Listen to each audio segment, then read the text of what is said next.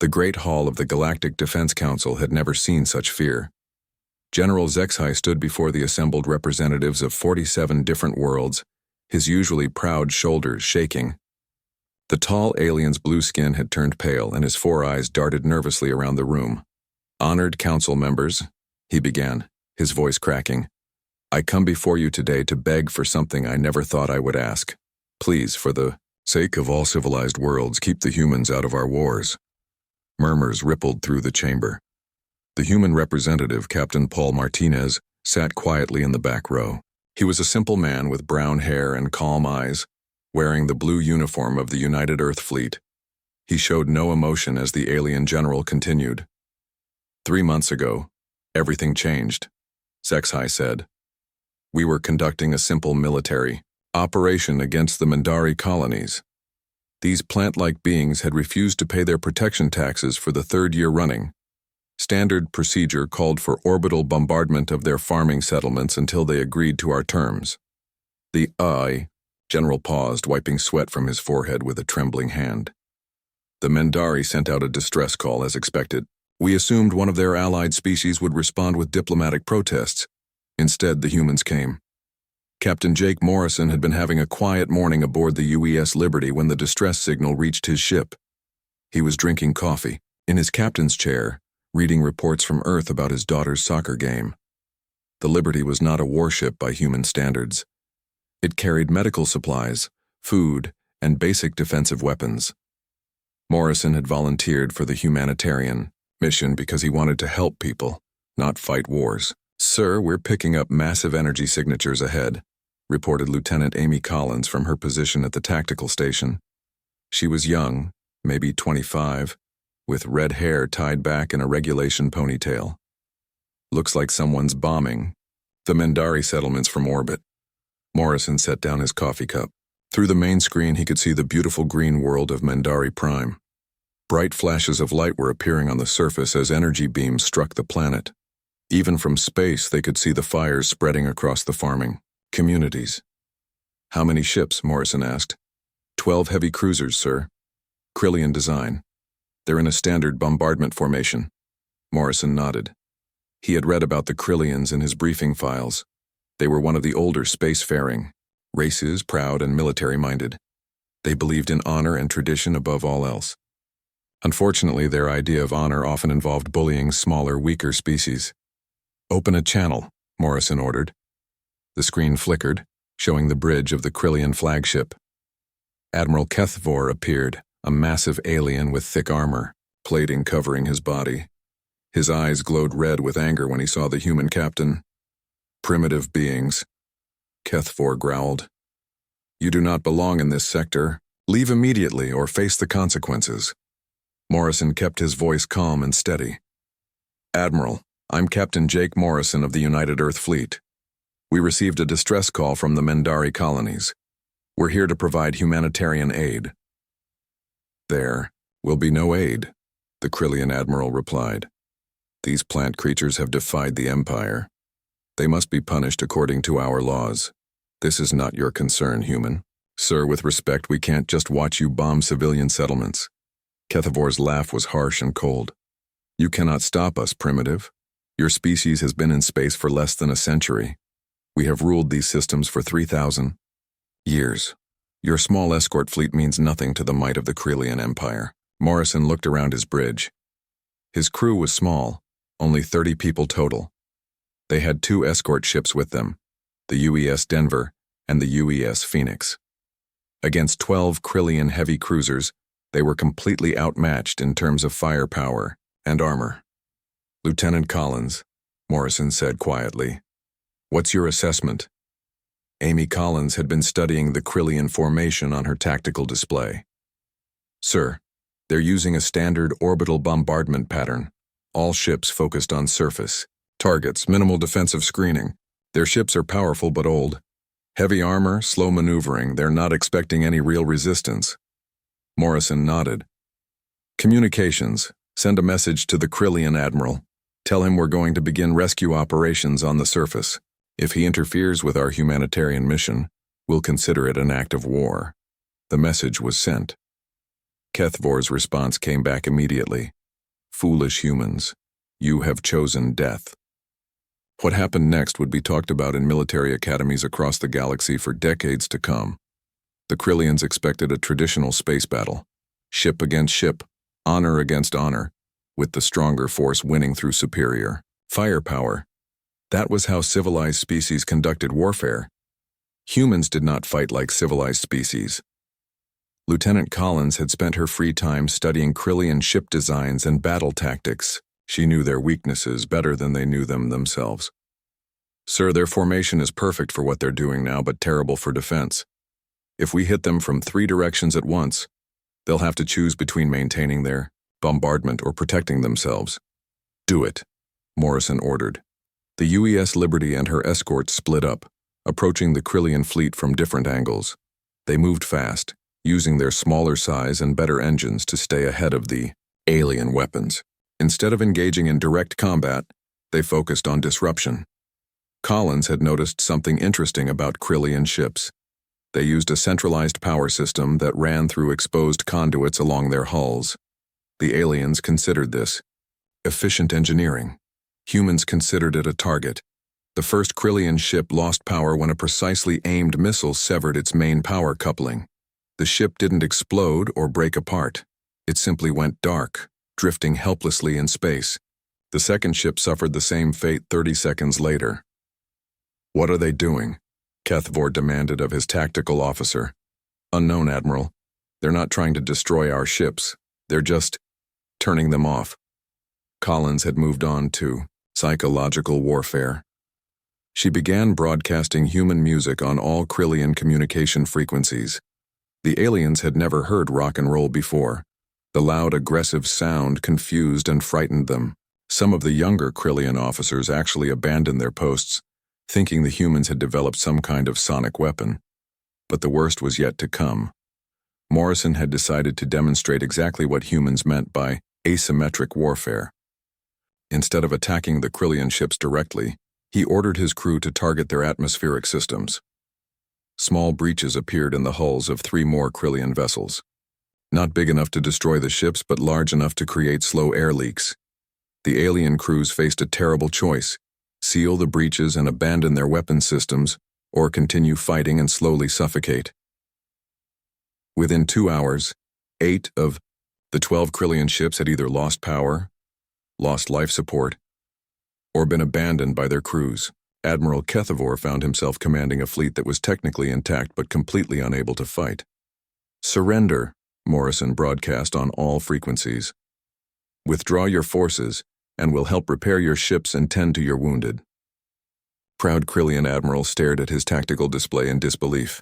His mighty fleet had been defeated by 3 small human ships using tactics he couldn't even understand. They hadn't destroyed his vessels or killed his crew. They had simply made it impossible for him to continue fighting. For the first time, in 3,000 years of Krillian military history, Admiral Kethvor gave the order to retreat. General Zexhai finished his testimony, his voice barely above a whisper. That was our first encounter with human warfare, Honored Council. We thought it was a fluke, a lucky victory by desperate primitives. We were wrong, so very, very wrong. Word traveled fast across the galaxy. Within weeks, every species had heard about the humans who defeated the mighty Krillian Empire without firing a single killing shot.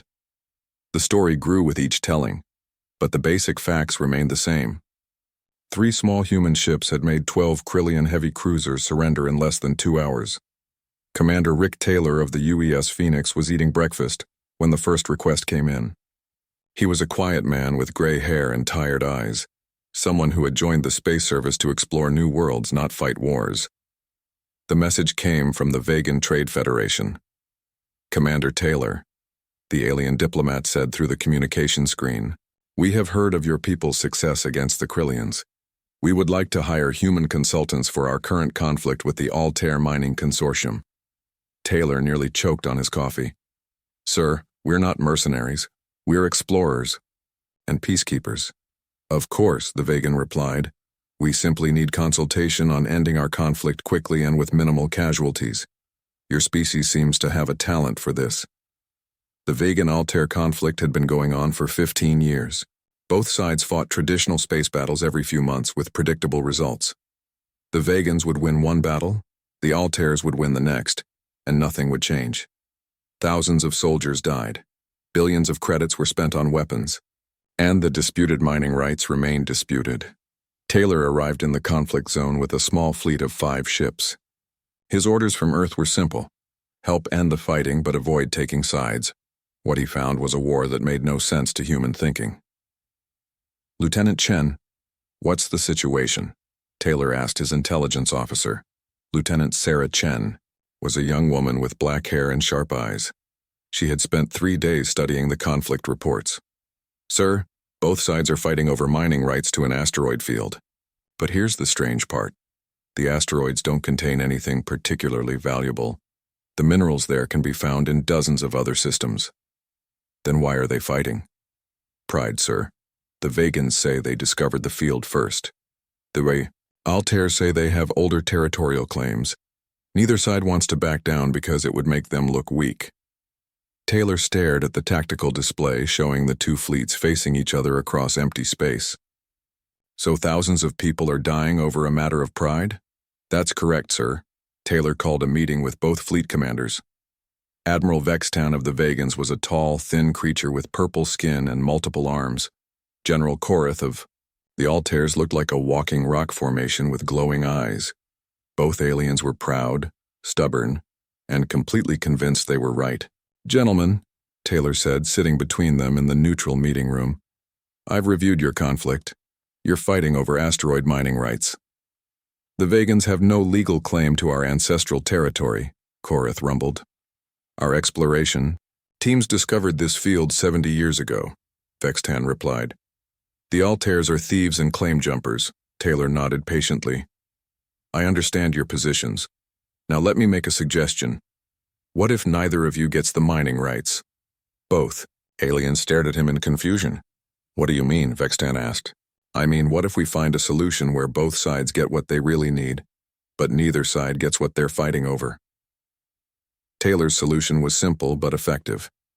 He had Lieutenant Chen run an economic analysis of both species' actual needs. The Vegans needed rare metals for their manufacturing industry. The Altairs needed energy crystals for their power grid. The disputed asteroid field contained mostly common iron and nickel. "Here's what I propose," Taylor said, spreading out star charts on the table. "The Vegan Federation needs rare metals. There's an abandoned mining station in the Ross system that contains enough platinum and titanium to supply your industries for 50 years. The Altair Consortium needs energy crystals. The Deneb system has crystal formations that your people can harvest freely. But those systems are unclaimed," Korath said. "Anyone can mine there." "Exactly.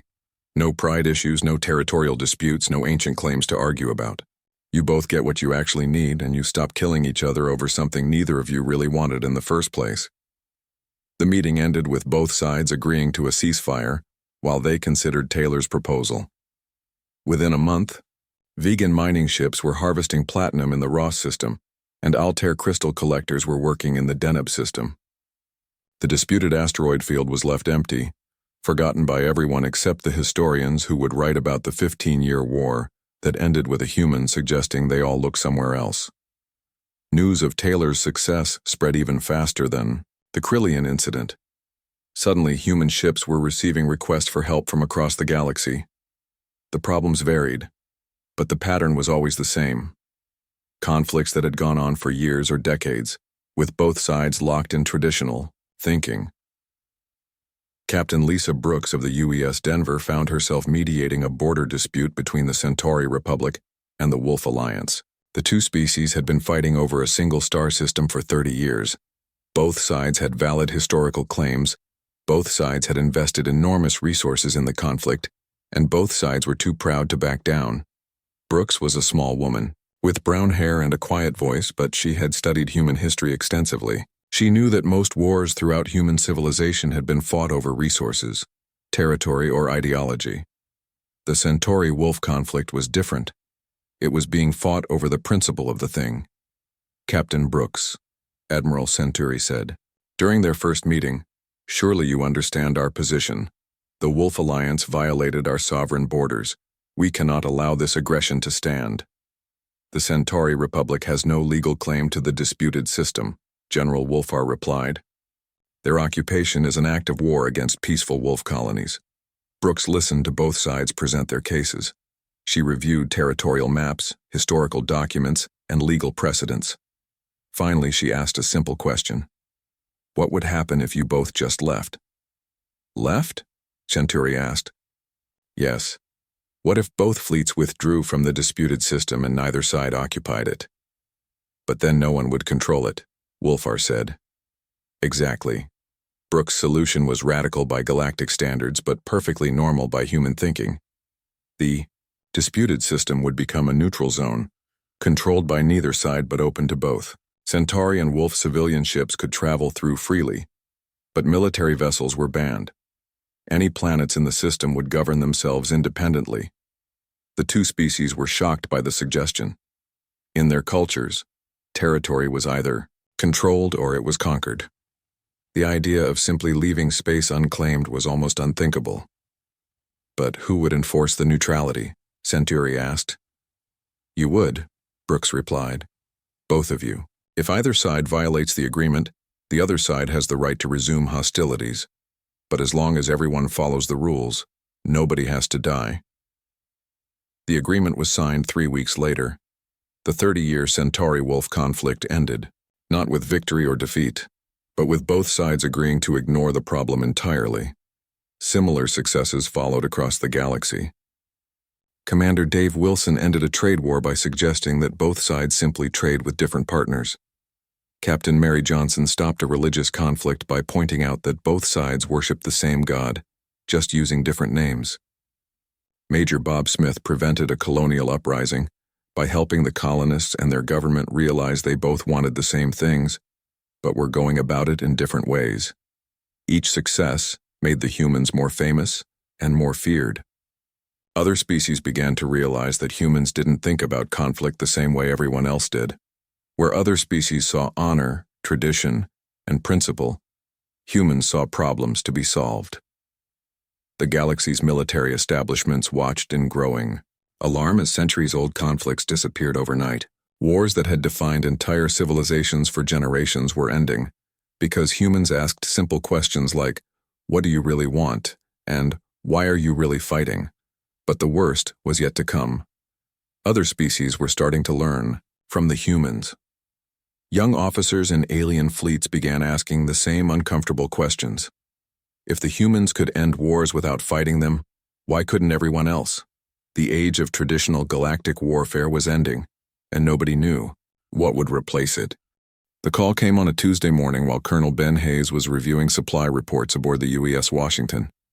He was a big man with graying hair and calloused hands, someone who had worked his way up through the ranks by solving problems that nobody else wanted to touch. The message was from both sides of the Sector 7 conflict. Colonel Hayes, the hegemony ambassador, said from one half of the split screen, "We would like to hire human military consultants for our current war." "The collective agrees," said the other ambassador from the opposite half. "We also wish to employ human services." Hayes nearly dropped his coffee mug. "You want to hire us to fight against each other?" "Precisely," both ambassadors said at the same time. The Sector 7 war had been raging for 8 years. The hegemony and the collective were two massive alliance groups, each containing dozens of species. They fought over ideological differences that most humans couldn't even understand. The hegemony believed in structured hierarchy and ordered society. The collective believed in shared decision-making and group consensus. Both sides were convinced that their way of life was the only correct one. The war followed traditional patterns. Large fleets would meet in empty space, fire weapons at each other until one side retreated. Then both sides would go home to build more ships. Millions of soldiers had died. Entire star systems had been devastated, and neither side was any closer to victory. "We've heard about your people's success in ending conflicts quickly," the hegemony ambassador explained. "We're willing to pay handsomely for your services." "Both sides want to hire us?" Hayes asked. "We understand this creates a conflict of interest," the collective ambassador said. "Perhaps you could assign different human units to each side." Hayes thought about this for a long moment. Then he smiled, though neither alien ambassador understood what that expression meant. I have a better idea. We'll take both contracts, but we're going to end this war our way. Hayes assembled a team of specialists unlike anything the galaxy had ever seen. Engineer Kate Wilson was a small woman with bright eyes who could look at any machine and immediately see 3 ways to make it work better. Pilot Steve Rogers was a young man who treated space combat like a video game, always looking for creative solutions to impossible problems. Communications Officer Tim Clark was quiet and thoughtful, with a talent for understanding how different species thought and communicated. Here's the situation, Hayes told his team during their first briefing. Both sides have hired us to help them win this war. They expect us to provide advanced weapons or superior tactics. Instead, we're going to end the war completely. How? Wilson asked. By making it impossible for either side to continue fighting. Hayes's plan was simple in concept, but terrifying in execution. Instead of taking sides, the human team would systematically dismantle both fleets' ability to wage war.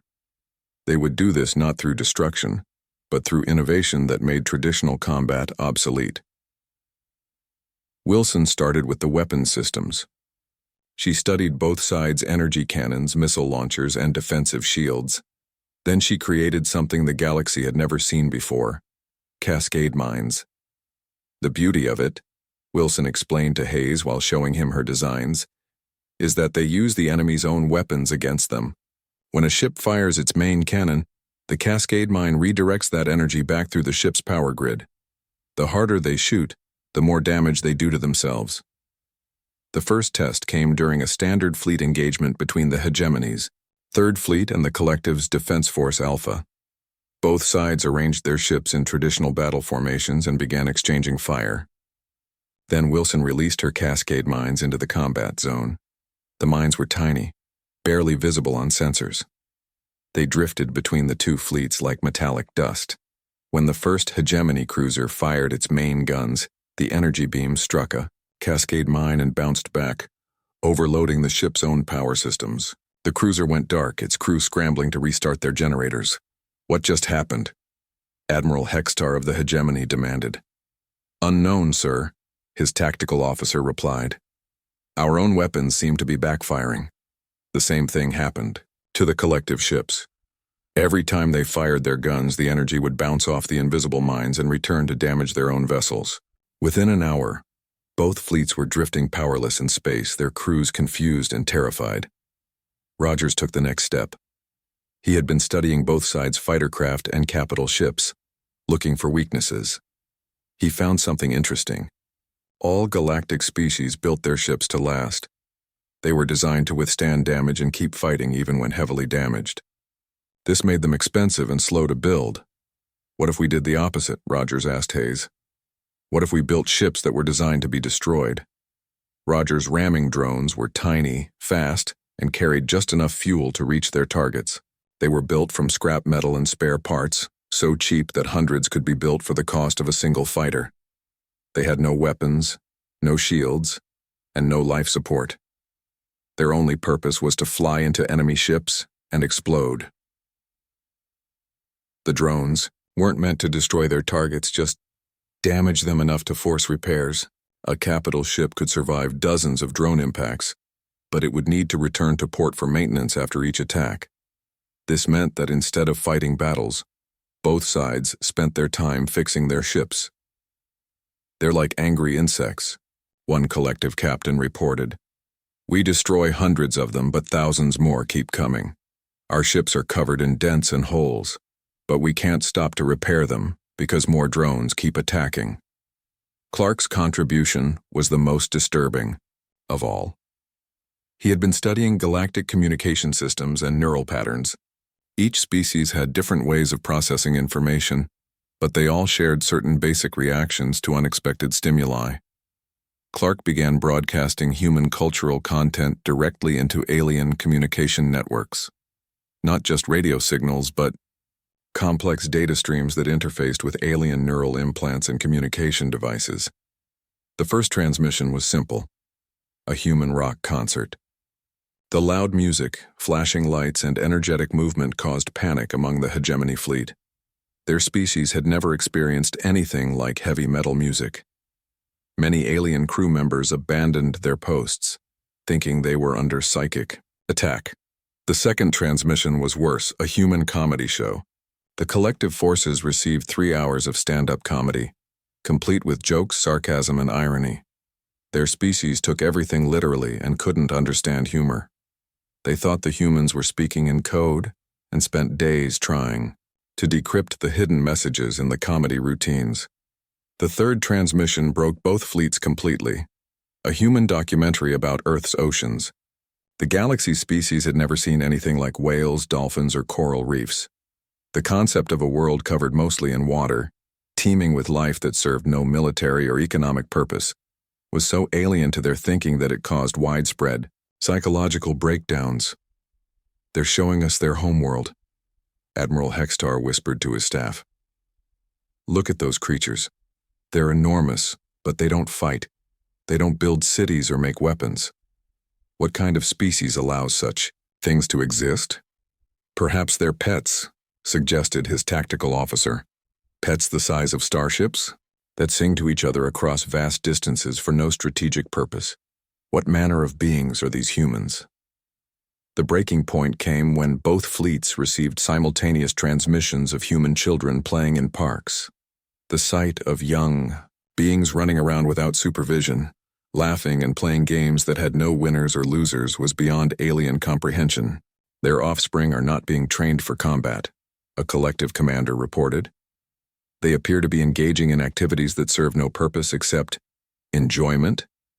Is this some form of advanced psychological conditioning?" Within 6 weeks, both the hegemony and the collective fleets had withdrawn from Sector 7, not because they had been defeated, but because they no longer understood what they were fighting against. The humans had not destroyed their ships or killed their crews. Instead, they had introduced concepts so foreign to galactic thinking that both sides needed time to process what they had experienced. The war that military experts predicted would last for decades ended with both sides sending identical messages. To Colonel Hayes, "Please stop. We surrender, not to each other but to you. We don't understand your methods and we don't want to learn." Hayes accepted both surrenders and immediately began peace negotiations. The talks lasted 3 days and resulted in a simple agreement. Both sides would stop fighting and start talking. If they couldn't resolve their differences through discussion, they would call the humans back. Neither side ever called for human help again. The thought of facing more cascade mines, ramming drones, and psychological warfare was too terrifying to consider. The hegemony and collective learned to live with their ideological differences rather than risk another encounter with human innovation. Dr. Rachel Kim, the human xenopsychologist assigned to study the aftermath, filed a report that would become required reading in military academies across the galaxy. Other species fight wars as extensions of their natural behaviors and cultural values. Humans approach warfare as an engineering problem to be solved through creative application of available resources. General Zexhi's voice grew weaker as he continued his testimony before the Galactic Defense Council. The alien representatives sat in stunned silence, their various forms of eyes, sensors, and perception organs focused on the trembling Krillian. "General, that was not the end," Zexhi said, his four hands shaking as he gripped the speaking podium. The humans continued their interventions, each one more terrifying than the last. Council Speaker Veltar of the Axiom Coalition leaned forward. She was an elegant being with crystalline features that reflected light in rainbow patterns. "General, surely you exaggerate. The humans are a single species. How could they have such widespread impact on galactic affairs?" "Because they do not think like us," Zexhi replied. "They do not follow the rules of civilized warfare. Let me tell you about Admiral Susan White." 3 months after the Sector 7 incident, Admiral White had received a request from the Orion Trade League. 3 star systems were locked in a complex conflict over shipping routes and trade agreements. The war had been going on for 2 years with no end in sight. White was a middle-aged woman with short gray hair and tired eyes. She had spent her career in Earth's merchant marine before joining the space fleet. Unlike most military officers, she understood economics better than tactics. Admiral White, the Orion representative said during their first meeting. We need military assistance to secure our trade routes from the pirates and raiders sponsored by our enemies. White studied the conflict reports for 3 days. Then she called a meeting with all 3 sides: the Orion Trade League, the Vega Commercial Republic, and the Antares Shipping Consortium. Gentlemen, White said, sitting at a simple table in a neutral space station. I've reviewed your conflict. You're fighting over trade routes. The Orion League is trying to monopolize shipping in our sector, complained Ambassador Vegrin of the Commercial Republic. The Republican Consortium are using pirates to attack our merchant vessels, replied Trademaster Orival of the League. And the Consortium is manipulating prices to drive us both out of business, added Fleet Captain Antares. White nodded patiently. So you're all fighting over who gets to make money from trade in this region? Correct, all 3 representatives said. Here's what's going to happen, White said, spreading economic charts across the table. This war is costing each of you approximately 50 billion credits per year in military expenses, lost cargo, and damaged infrastructure. The total trade value of the disputed routes is 30 billion credits per year. The 3 ambassadors stared at the numbers. You're spending more money fighting than you could possibly make from winning, White continued. At current rates, this war will bankrupt all 3 of your organizations within 5 years. But we cannot allow our enemies to control the trade routes, Orival protested. Why not? White asked. What if nobody controls them? White's solution was simple but revolutionary. Instead of fighting over trade routes, all 3 groups would contribute to a joint shipping authority. Profits would be shared equally, security would be maintained cooperatively, and costs would be split 3 ways. But that means none of us gets exclusive control, Vegrin said. Exactly. But you all get to stay in business instead of going bankrupt from fighting. The 3-way war ended with a business merger. Former enemies became partners, sharing routes and profits that none of them could have achieved alone. The entire galactic business community watched in amazement as military conflict was resolved through accounting. General Zexhai continued his testimony. Then there was Major Chris Johnson. Johnson was a quiet man with brown hair who had once been a teacher before joining the military. He specialized in cultural studies and linguistics. His assignment seemed simple: investigate a religious war between 2 species who had been fighting for 3 centuries. The Centauri faithful and the Proxima believers had been locked in holy war since first contact with each other. Both groups worshipped the same cosmic entity, but they used different names and slightly different rituals. Each side was convinced that the other was committing blasphemy. Johnson arrived in the war zone with a small research team and a mobile library. Instead of studying military positions, he studied religious texts. For 6 weeks, he read ancient scriptures, historical documents, and theological debates from both sides. I found something interesting, Johnson announced during a meeting with both religious leaders. He sat between High Priest Centauri and Sacred Voice Proxima in a neutral temple. The war between your peoples began 300 years ago when your species first met, Johnson said. But your religions are much older than that. Of course, Centauri replied. Our faith dates back 5,000 years. And ours reaches back 6,000 years, Proxima added proudly. Johnson opened an ancient text translator. I've been comparing your original scriptures, the oldest versions, before they were translated into modern languages. Both religious leaders leaned forward, curious despite their hatred for each other. You both worship an entity you call the creator of light, Johnson said. Centauri, your people use the name Velthara. Proxima, your people say Velthana. Those are completely different names, Centauri protested. Actually, they're not, Johnson replied. They're the same word in different dialects of ancient galactic common. Velthara and Velthana both mean bright one in the old tongue. You've been fighting over a translation error. The silence in the temple was complete. Both religious leaders stared at the translator display showing the linguistic analysis. You mean, Proxima whispered, we worship the same entity, using different pronunciations of the same name?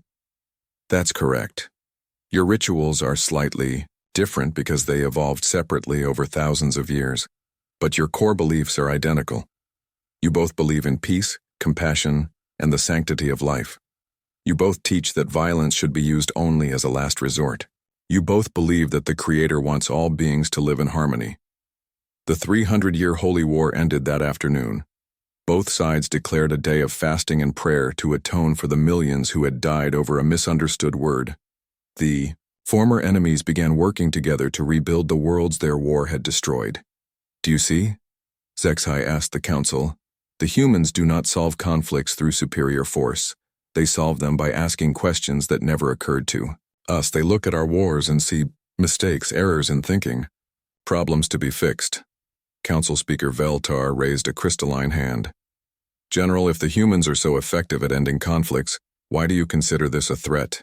Peace is preferable to war, surely. General Zexai's response chilled every being in the chamber. Because they are teaching other species to think like them. The implications hit the council like a physical blow. Representative after representative began to understand what the Krillian general was really saying. Admiral Kreshevan of the Rigel Defense Force recently ended a border dispute by suggesting both sides simply ignore their shared border, Zexai continued. Commander Torak of the Vegan military used economic analysis to prevent a colonial rebellion. General Hextara of my own empire stopped a pirate uprising by offering the pirates legitimate jobs. The council stirred uneasily. These were not human officers. These were members of their own species using human-style thinking to solve problems. The young officers in our fleets read human tactical manuals, Zexai said. They study human case studies. They ask human-style questions. What do we really want? Why are we really fighting? Is there a better way to solve this problem? Representative Quindar of the Stellar Confederacy spoke for the first time. Surely this is progress, General.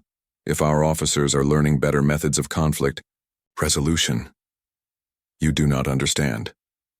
Zexai's voice cracked with emotion. They are not learning better methods of warfare. They are learning to question whether warfare should exist at all. The true horror of the situation became clear. The humans were not just winning wars through superior tactics. They were fundamentally changing how other species thought about conflict itself. Military academies across the galaxy are adding human conflict resolution to their curricula, Zexai continued. Young officers graduate asking why problems cannot be solved through negotiation, economics, or simple communication. They look at traditional military thinking and see it as primitive. Council Speaker Veltar's crystalline features dimmed with worry. What exactly are you asking us to do, General? I am begging you, Zexai said, dropping to his knees before the assembled council.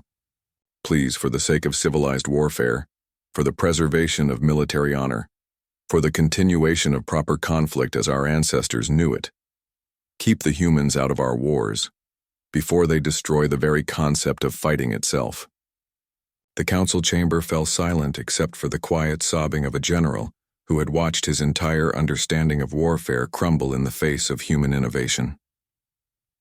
Captain Paul Martinez sat quietly in the back of the chamber, his calm brown eyes watching the alien representatives struggle with concepts that humans took for granted.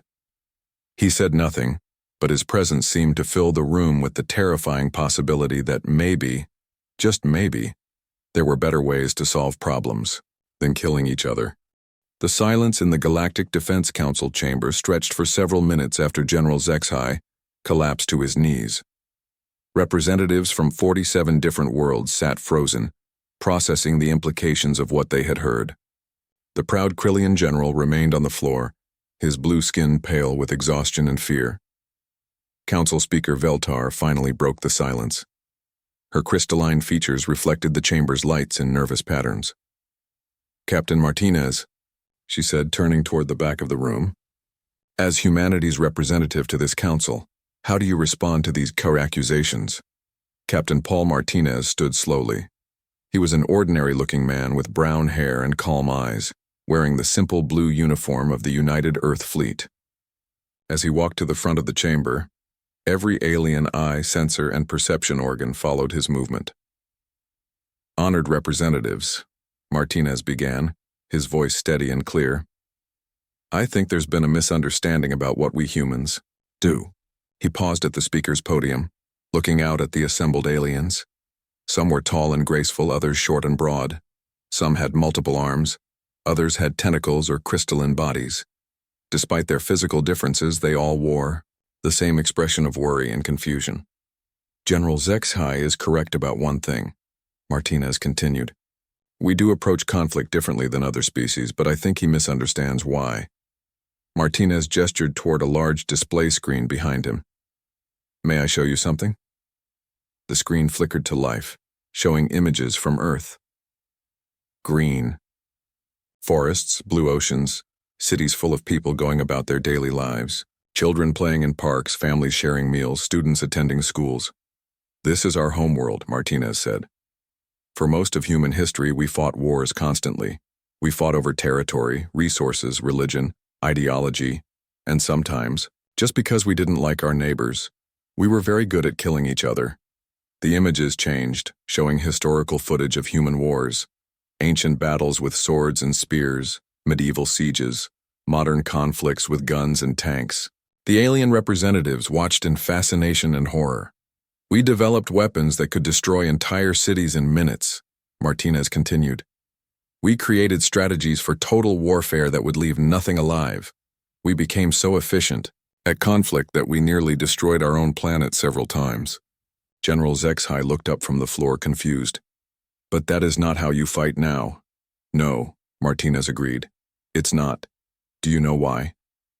The chamber remained silent.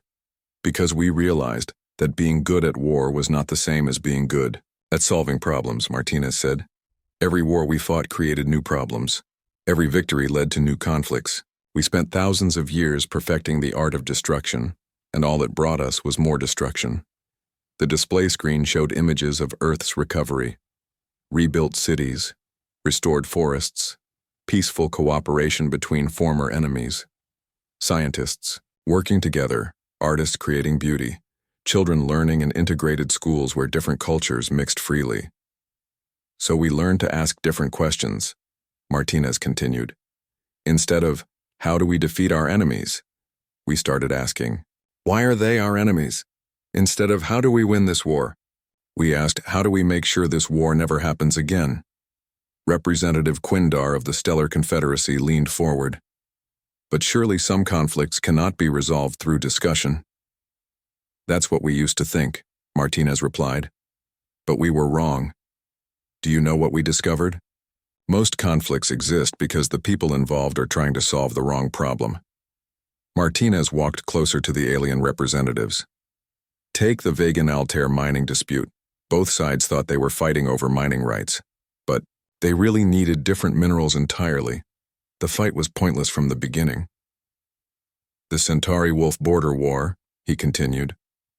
"Both sides thought they were fighting for territory, but neither side actually wanted to control that space.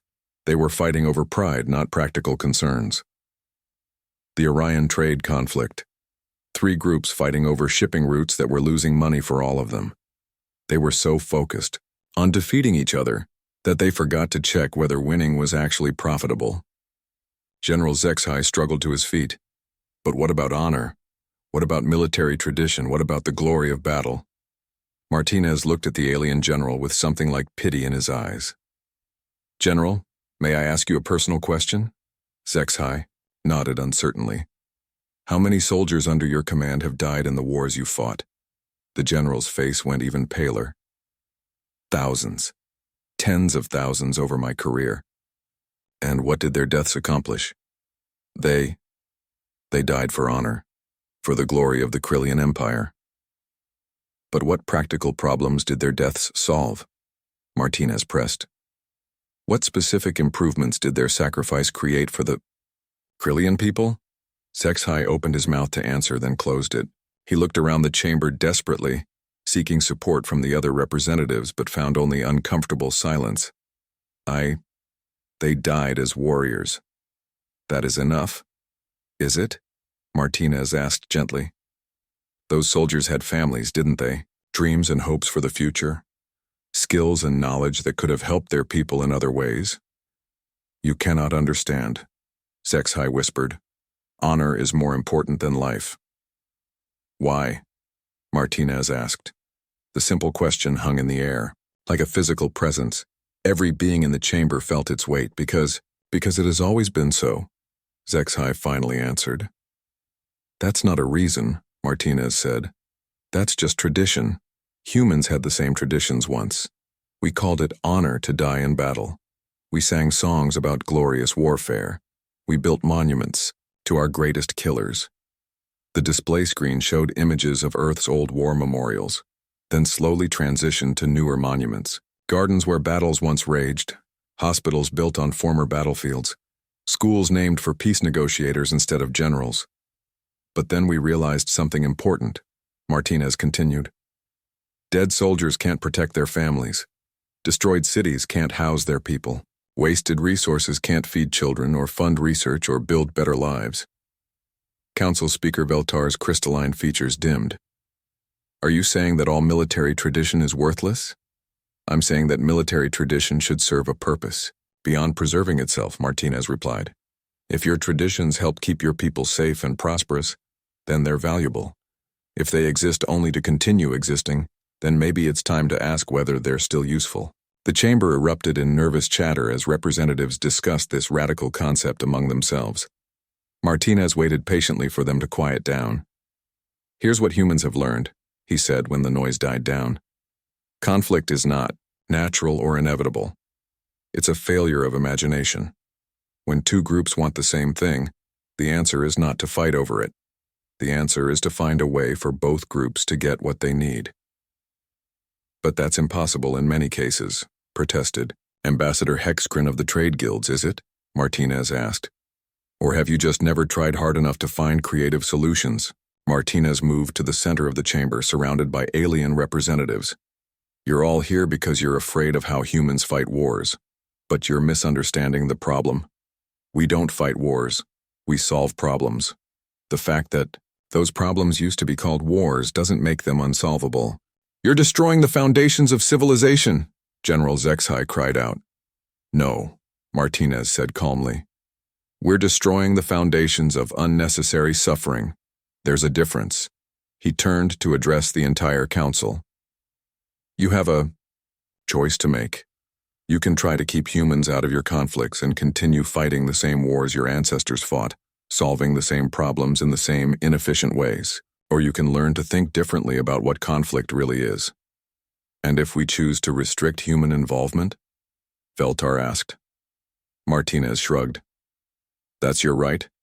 But your young officers are already asking the right questions. Your military. Academies are already teaching problem solving instead of just fighting. The change has already begun. Can it be stopped?